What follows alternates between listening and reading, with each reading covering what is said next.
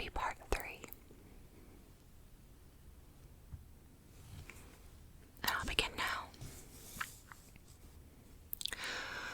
The world has indeed been instructed by its kings, who have so magnetized the eyes of nations.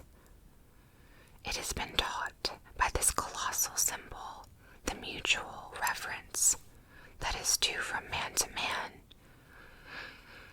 the joyful loyalty with which men have everywhere suffered the king, the noble, or the great proprietor to walk among them by a law of his own, make his own scale of men and things and reverse theirs, pay for benefits, not with money, but with honor, and represent the law in his person, was the hieroglyphic by which they obscurely signified their consciousness of their own right and comeliness, the right of every man. The magnetism which all original action exerts is explained when we inquire the reason of self-trust. Who is the trustee? What is the aboriginal self on which the universal reliance may be grounded? What is the nature and power of that science-baffling star without parallax, without calculable elements, which shoots a ray of beauty even into the trivial and impure actions, if the least mark of independence appear? The inquiry leads us to that source, at once the essence of genius, the essence of virtue, and the essence of life, which we call spontaneity or instinct. So the answer to the question, according to Emerson, is intuition. We denote this primary wisdom as intuition. Well, there we go.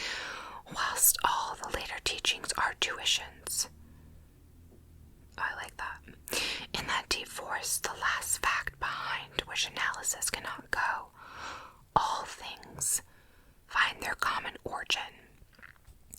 The sense of being which in calm hours rises, we know not how, in the soul, is not diverse from things, from space, from light, from time, from man, but one with them, and proceed as obviously from the same source, whence their life and and afterwards see them as appearances in nature, and forget we have shared their cause. Here is the fountain of action, and the fountain of thought. Here are the lungs of that inspiration, which giveth man wisdom, and that inspiration of man, which cannot be denied, without impiety and atheism. We lie in the lap of immense intelligence, which makes us organs of its activity and receivers of its truth. So, when he says we lie in the lap of immense intelligence, I think he's saying that we kind of have an innate knowing of truth and smartness and capability. When we discern justice, when we discern truth, we do nothing of ourselves, but allow a passage to its beams. If we ask whence this comes, if we seek to pry into the soul that it causes, all metaphysics, all philosophy is at fault. Its presence or its absence is all we can affirm. Every man discerns between the voluntary acts of his mind and the involuntary perceptions. And to his involuntary perceptions, he knows a perfect respect is due. So I think he's saying kind of our initial first blush with what we see, what we perceive. People should trust their first instincts.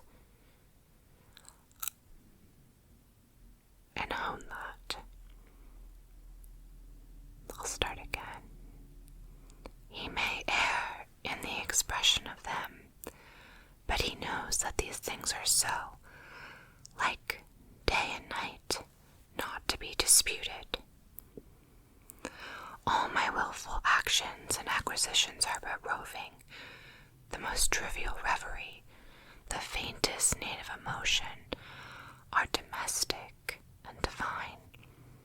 Thoughtless people contradict as readily the statement of perceptions as opinion, or rather much more readily, for they do not distinguish between perception and notion. They fancy that I choose to see this or that thing, but perception is not whimsical, but fatal. It's not whimsical, but fatal. If I see a trait, my children will see it after me, and in course time all mankind. So, I think he's kind of leaning towards the notion of the divine, universal truth. I'll begin again. If I see a trait, my children will see it after me, and in course of time all mankind, although it may chance that no one has seen it before me. For my perception of it is as much as fact as the sun. The relations of the soul to the divine spirit are so pure that it is profane to seek to interpose helps. It must be that when God speaketh, he should communicate not one thing, but all things, should fill the world with his voice, should scatter forth light, nature, time, souls from the center of present thought, and new date and new create the whole. Whenever a mind teaches texts, temples fall. Whenever a mind is simple and receives a divine wisdom, then the old thing passes away, means, teachers, texts, temples fall.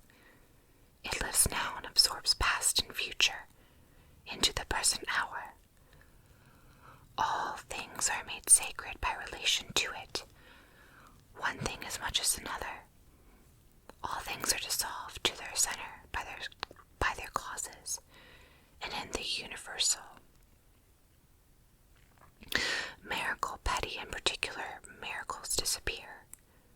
This is and must be. If therefore a man claims to know and speak of God, and carries you backwards to the phraseology of some old moldered nation, in another country, in another world, believe him not. It is the acorn better than the oak in its fullness and completion. Is the parent better than the child, into whom he has cast his ripened being? Whence then this worship of the past? The centuries are conspirators against the sanity and majesty of the soul. So this is kind of where Emerson goes into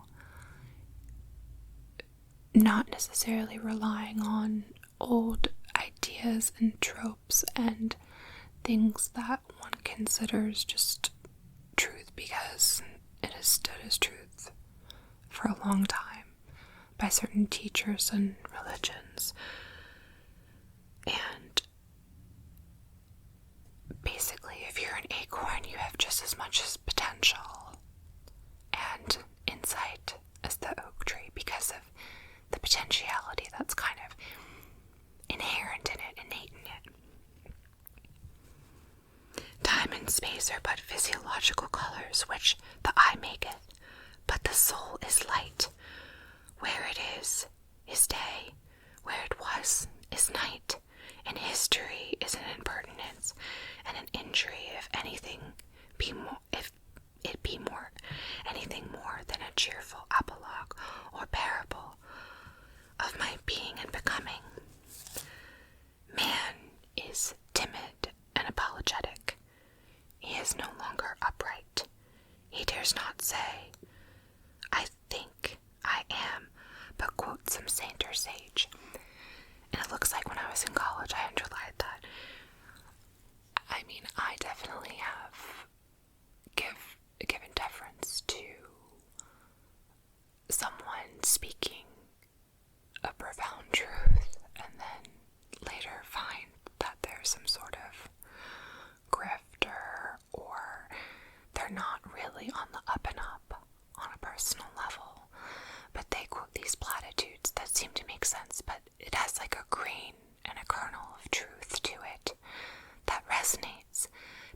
rest of their message is garbage. And I think that when I've stumbled upon wisdom in an organic way, I'm actually going to tell you a little bit of an example. So when I was younger, I remember distinctly someone, it was probably my mom or someone adjacent to that, if anyone's adjacent to your mom, but asked me, what is the meaning of life? Kind of in a, very aside kind of way, not necessarily super profound or meaningful moment. It was probably just like a condescending thing. Oh, so what's the meaning of life? And I genuinely thought about it, and I naturally said, to improve your soul. And even probably as a young teenager, I thought that was probably just a silly thing to say, but I've always remembered it, and I have the memory of remembering it, the memory of remembering that memory. And I think that I came to find that to be true, that the goal of life and the meaning of life is to improve your soul. But I happen to believe in reincarnation, so I think we get many chances to come back here and level up, as it were. I don't think it's an accident that we have video games where you get knocked out and you come back again, and you level up and you level up, and you could become stronger and you get the new sword. And I think that it's just a facsimile of the true nature of the soul. I think that humans are able to create what we know to be true. Because like Emerson says, we know what's true down deep. But he says it in a way more, slightly more efficient and artful way. Okay, I'll start again. Man is timid and apologetic. He is no longer upright. He dares not say, I think, I am, but quote some saint or sage. He is ashamed before the blade of grass or the blowing rose. These roses under my window make no reference to a former rose or to better ones. They are for what they are. They exist with God today. There is no time to them. There is simply the rose. It is perfect in every moment of its existence. Before a leaf bud is burst, its whole life acts in the full-blown flower. There is no more. In the leafless root, there is no less. Its nature is satisfied, and it satisfies nature in all moments alike. There is no time to it, but man postpones or remembers. He does not live in the present, but with perverted eyes laments the past, or, heedless of the riches that surround him, stands on tiptoe to foresee the future. He cannot be happy and strong until he lives with nature in the present, above time. This should be plain enough, yet see what strong intellects dare not yet hear God himself, unless he speak the phraseology of I know not what David or Jeremiah or Paul. We shall not always set too great a price on a few texts, on a few lines. We are like children who represent a rote senses of grandmas and granddames, and tutors, and as they grow older, of the men of talents and character they chance to see, painfully recollecting the exact words they spoke. Afterward, when they come into the point of view which those had who uttered these sayings, they understand them, and they are willing to let the words go, for at any time they can use words as good when occasion comes. So was it with us, so will it be if we proceed. If we live truly, we shall we shall see truly. I like that. If we live truly, we shall see truly. It is as easy for the strong man to be strong as it is the weak man to be weak. When we have a new perception, we shall gladly disenburden the memory of its hoarded treasures as old rubbish. When a man lives with God, his verse shall be as sweet as the murmur of the brook and the rustle of the corn. And now, at last, the highest truth on the subject remains unsaid, probably cannot be said, for all that we say is far off remembering of the intuition. That thought, by which I can now nearest approach to say it, is this: when good is near you, when you have life in yourself, it is not by any known or appointed way. You shall not discern the footprints of any other. You shall not see the face of a man. You shall not hear any name. The way, the thought, the good shall be wholly strange and new. It shall exude all other being. You take the way from man, not to man.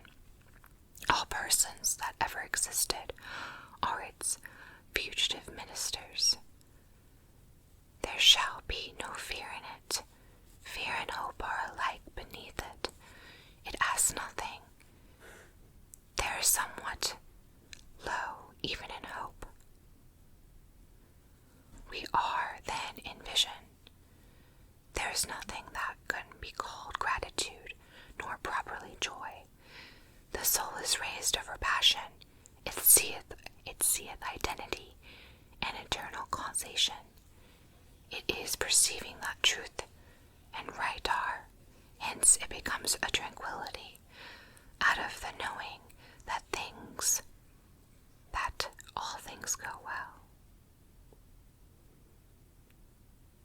Vast spaces of nature, the Atlantic Ocean, the South Sea, vast intervals of time, years, centuries, are of no account. This which I think and feel underlay that former state of life and circumstances, as it is underlie my present, and will always circumstance, and will always all circumstance, and what is called life, and what is called death. Life only avails, not the having lived. Power ceases in the instant of repose. It resides in the moment of transition from past to a new state, in the shooting of the gulf, in the darting to an aim. This one fact the world hates, that the soul becomes, for that forever degrades the past, turns all riches to poverty, all reputation to shame, confounds the saint with rogue, shoves Jesus and Judas equally aside. Why then do we prate of self-reliance? Inasmuch as the soul is present, there will be power, not confident but agent. To talk of reliance is a poor external way of speaking. Speak rather of that which relies, because it works and is. Who has more soul than I masters me, though he should not raise his finger. Round him I must revolve by the gravitation of spirits. Who has less? I rule with that facility. We fancy it rhetoric when we speak of eminent virtue. We do not yet see that virtue is height, and that man or company of men, plastic and permeable to principles, by the law of nature must overpower and ride all cities, nations, kings, rich men, and poets who are not. This is the ultimate fact which we so quickly reach on this every topic. ocean of all into the ever-blessed one. Virtue is the governor, the creator, the reality. All things real are so by as much of virtue as they contain. All things, I'm going to say that again, all things real are so by so much of virtue as they contain. Hardship, husbandry, hunting, whaling, war, eloquence, personal weight are somewhat, and engage my respect as example of the soul's presence and in pure action. I see the same law working in nature for conservation and growth.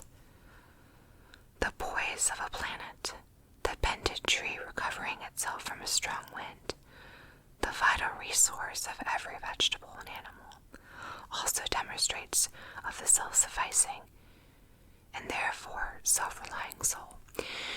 So here Emerson, he is kind of painting a metaphor for how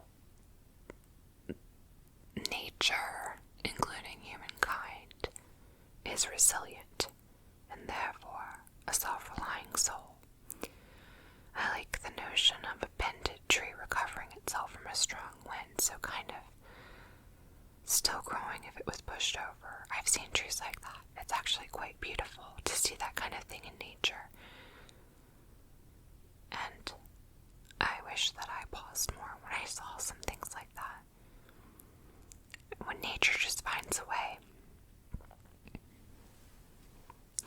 All history, from its highest to its trivial passages, is the various record of his power. Thus all concentrates. Let us not rove. Let us sit at home with the cause. Let us stun and astonish the intruding rabble of men and books and institutions by a simple decoration of the divine fact. Bid them take the shoes from off their feet, for God is here within. God is here within. And I think that that's the crux of his position. Why you should trust your intuition is because a little bit of God resides in us all. Or if you're a little more new agey or spiritual, we like to say, I guess, spirit or the universe. Or if you're an atheist, it's you, boo-boo. Let our simplicity judge them, and our docility to our own law demonstrate the poverty of nature and fortune beside our native riches. But now we are a mob. Man does not stand in awe of man, nor is the soul admonished to stay at home, to put itself in communication with the internal ocean, but goes abroad to beg a cup of water of the urns of men. We must go alone. Isolation must precede true society. This is a common theme that I see in so many of the very, very contemplated and philosophical writers, that they always harp on isolation and solitude. Solitude probably being a better term for it, because it doesn't have the kind of negative connotation that isolation has. And I tend to agree. I think that we label a lot of people introverts, but I think that a lot of people require a certain level of solitude because it's a processing period. If you really give yourself a quiet moment, I think that there are people who are a little bit more philosophical leaning, and maybe the extrovert kind of just has certain understanding of things ingrained in them, or they don't necessarily care. I don't want to look down on the extrovert, because a lot of people who are extroverted are very astute, and they kind of have understandings of things that they don't need the solitude necessarily for. But I do think that my most poignant and relevant thoughts come from a level of contemplation and contemplation. And I might have been Aristotle, I don't really know. I should know. A contemplative life, or a life without contemplation, is really not worth living necessarily. Because you don't really get to improve, level up. I think that takes contemplation, and I think contemplation sometimes takes solitude, I would have to say.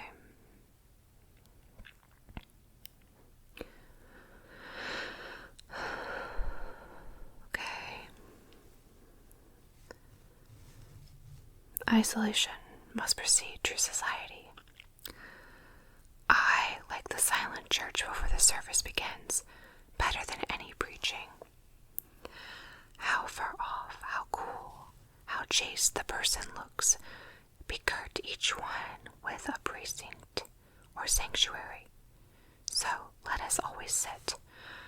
Why should we assume the faults of our friend or wife or father or child, because they sit around at our hearth, or are said to have the same blood?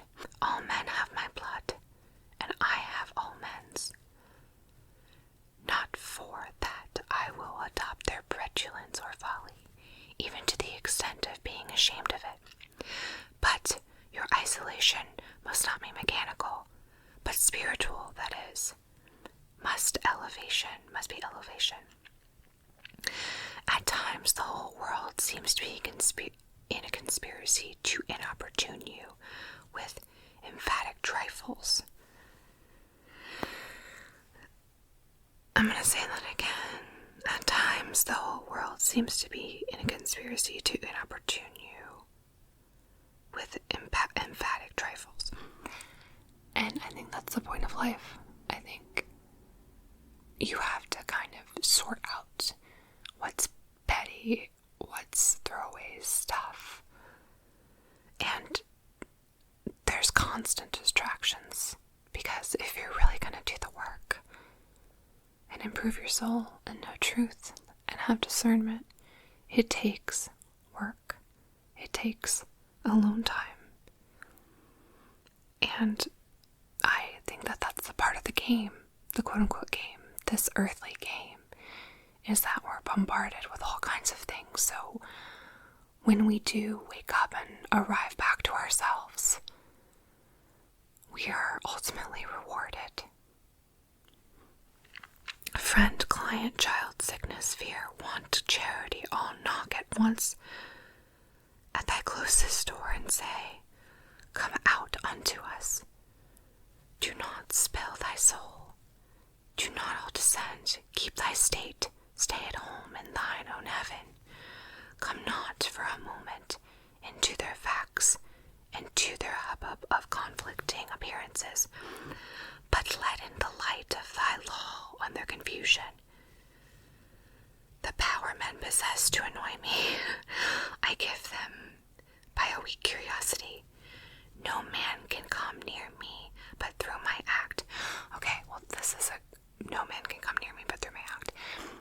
It's a good personal responsibility thing that he's delving into. I like that. What do we love that we have, but by desire we bereave ourselves of the love? If we cannot at once rise to the sanctities of obedience and faith, let us at least resist our temptations. Let us enter into the state of war and wake Thor and Woden, courage and constancy in our Saxon breasts. This is to be done in our smooth times by speaking the truth. Check this lying hospitality and lying affection. Live no longer to the expectation of these deceived and deceiving people with whom we converse. Say to them, O father, O mother, O wife, O brother, O friend, I have lived with you after appearances hitherto. Henceforward I am the truth. Be it known unto you henceforward I obey no laws less than the eternal law. I will have no covenants but proximities.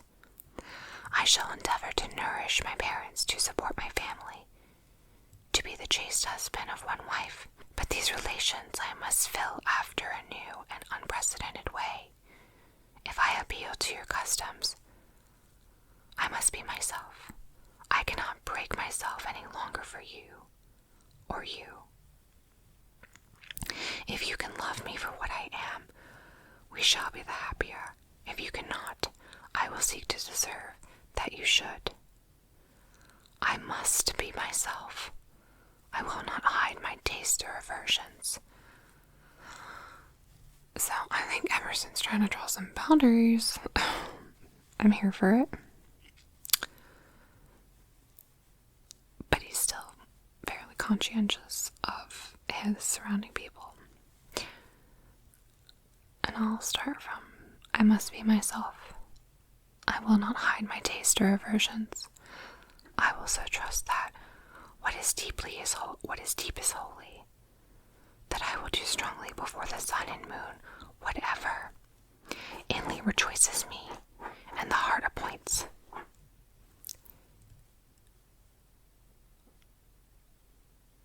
If you are noble, I will love you. If you are not, I will not hurt you and myself by hypocritical intentions. If you are true, but not in the same truth with me, cleave to your companions. I will seek my own. I do this not selfishly, but humbly and truly. It is alike your interest and mine, and all men's, however long we have dwelt in lies, to live in truth. Does this sound harsh today? You will soon love what it dictated by your nature as well as mine, and if we follow the truth, it will bring us out safe at last. But so you may give these friends pain, yes, but I cannot sell my liberty and my power to save their sensibility. Besides, all persons have their moments of reason when they look out into the region of absolute truth. Then they will justify me and do the same thing. And that's where I'm going to stop. We probably have one more section